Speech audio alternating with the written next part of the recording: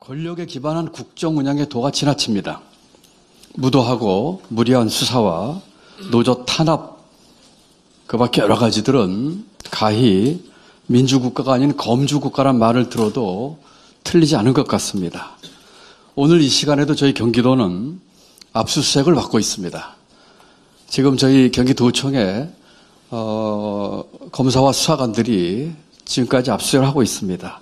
제가 취임한 민선 8기 이후에 13차례 저희가 압수수색을 받고 압수수색 기간은 총 24일에 이르고 있습니다. 그동안 저희가 압수수색 당한 문건만 해도 66,185건입니다. 도대체 민선 8기에 이와 같은 새로운 지방정부 출범 이후에 이와 같이 무도하고 무리한 압수수색으로 도정을 마비시키고 우리 경기도민을 무시하는 이와 같은 처사가 반복되면서 가히 검주국가라는 말을 들어도 크게 틀리지 않을 것 같습니다. 한편 우리가 한번 생각해 봐야 될 것이 있을 것 같습니다.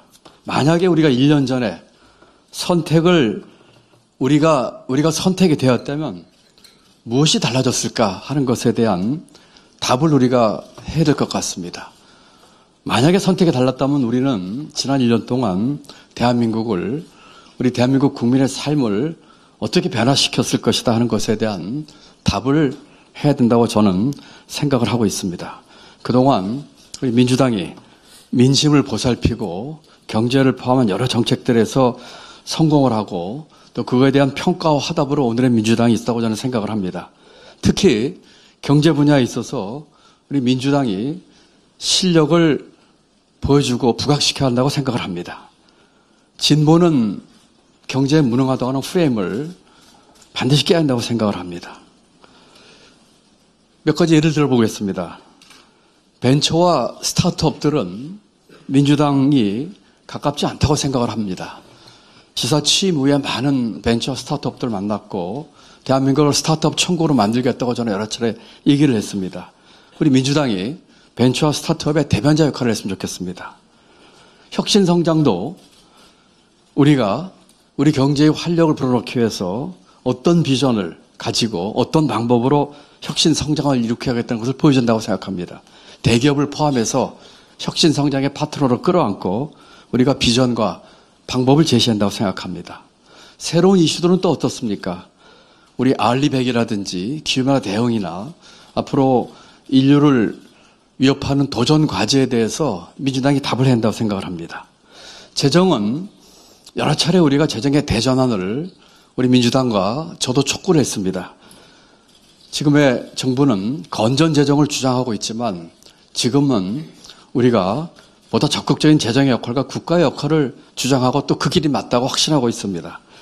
그렇지만 또 우리 국민에게는 민주당이 돈 쓰자고 하는 정당이 아니라 이 돈을 가지고 어떤 일을 하겠다고 하는 비전과 또 앞으로 다가올 경제 위기에서 취약계층과 또 우리 어려운 사회 안전망의 촘촘한 완성을 포함해서 경제의 다이나믹스를, 경제의 역동성을 살리면서 더 많은 기회, 고른 기회를 하겠다고 하는 비전을 보여준다고 저는 생각을 하고 있습니다. 우리 민주당이 앞으로 우리 국민만을 위해서 민생위기, 경제위기 극복에 앞장서는 정책 정당으로 우뚝 서는 것이 아까 말씀드린 우리가 선택되었더라면 과연 우리는 어떤 것을 바꿨으며 어떤 대한민국을 만들었을까에 대한 답을 하는 길이라고 생각을 합니다.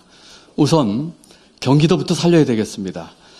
경기도가 지금 대한민국 경제와 성장의 엔진이자 핵심입니다.